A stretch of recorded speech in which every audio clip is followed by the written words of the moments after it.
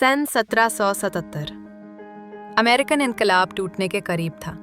फौज भूखी थी, जमी हुई थी, टूट चुकी थी। एक ऐसी फौज जो आज़ादी के लिए लड़ रही थी, खुद जिंदा रहने के काबिल भी नहीं रही थी। फिर एक पुरस्कार शख्स न्यू हैम्पशायर की बंदरगाह पर उतरा। एक ऐसा आदमी जिसे अमेरिका में कोई नहीं जानता था, जिसका माजी मशकूक था और जिसका लक़ब शायद उसने खुद ही घड़ लिया था। लेकिन चंद ही महीनों में यही शख्स एक मरती हुई फौज को एक तरबियत याफ्ता, मजबूत, मुनज़्ज़म लश्कर में बदल देगा और तारीख के रुख को बदल देगा। इसका नाम था बैरून फ्रेडरिक विलियम वॉन स्टूबन। वॉन स्टूबन का माजी धुंधला था। कुछ कहते थे वो फ्रीडरिक द ग्रेट की इलेट फौज में था, कुछ कहते थे उसे निकाल दिया गया, और कुछ ये भी कहते थे कि वो यूरोप से इसलिए भागा क्योंकि वहाँ उसके ताकतवर दुश्मन थे। उसके पास ना पैसे थे, ना नौकरी, और ना ही उस अजीम फौजी कैरियर का कोई सबूत जिसका वो दावा करता था।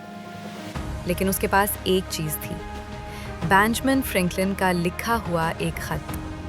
फ्रैंकलिन को खुद नहीं पता था कि वॉन स्टूबन सच बोल रहा है या झूठ, लेकिन अमेरिका को मदद की सख्त ज़रूरत थी।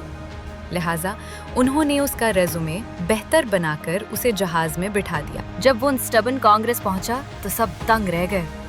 वो सोने की कढ़ाइयाँ लगी, नीली यूनिफॉर्म पहने हुए था, हाथ में खूबसूरत छुरी, साथ एक फ्रांसीसी सेक्रेटरी और एक पॉलिस ग्रे हाउंड कुत्ता। कांग्रेस समझ नहीं पा रही थी कि हंसी या उसे सल्यूट करें। किसी ने पूछा, क्या आप वाकई बारों हैं? वॉन स्टूबन मुस्कुराया और झुककर सलाम किया।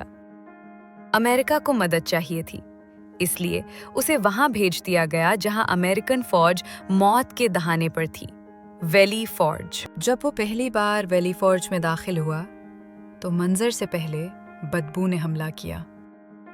सड़ा हुआ खाना, खुले कब्रें, धुआं। वो देखता है कि सिपाही नंगे पांव खड़े हैं, बर्फ पर उनके मुंह के निशान। कुछ फटे कंबल ओढ़े ठंड में कांप रहे हैं। वॉशिंगटन ने बाद में लिखा, वॉन स्टूबन हमारी फौज के सबसे तारीक लम्हे में पहुंचा। वॉन स्टूबन ने सिपाहियों की एक लाइन लगवाकर बुनियादी हरकत दिखाने को कहा। उन्हें बंदूक सही तरह पकड़ना भी नहीं आती थी। हैरान होकर उसने वॉशिंगटन से कहा, जनरल, इनमें हिम्मत तो है मगर ये सिपाही नहीं है। मगर वो हारा नहीं। उसने कोट उतारा और खुद मैदान में उतर गया। उसने 100 बेहतरीन जवान चुने और उन्हें अपनी मॉडल कंपनी बनाया। हर रोज तुलुए आफताब से पहले वो खुद उनकी तरबियत शुरू करता। वो जर्मन में हुक्म देता, गुस्से में फ्रांसीसी पर आ जाता और इतनी जोर से डांटता कि मुतरज्जिम भी परेशान हो जाते। मगर सिपाही उससे मोहब्बत करने लगे। वो उनके साथ चलता, उनके साथ प्रैक्टिस करता, उनसे हंसी मजाक भी करता। आहिस्ता आहिस्ता सब बदलने लगा। सफ़ें सीधी हो गईं, कदम बराबर हो गए, हौसला वापस आ गया। वॉन स्टूबन ने उन्हें सब कुछ सिखाया। बंदूक जल्दी कैसे भरी जाती है, फॉर्मेशन में कैसे लड़ते हैं, एक प्रोफेशनल फौज कैसे बनती है। बावर्ची खाने अलग जगह, बैतुल खला दौर, तीमों के खैमे तरतीब से।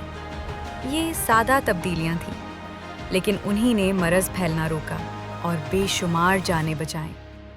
सिपाहियों ने उसे नाम दिया father of the army. Von Steuben ने एक फौजी किताब लिखी, regulations for the order and discipline of the troops of the United States. ये किताब हर चीज़ बताती थी, कैसे मार्च करना है, कैसे फायर करना है, कैसे कैंप लगाना है, एक अफसर ने कैसे लीड करना है।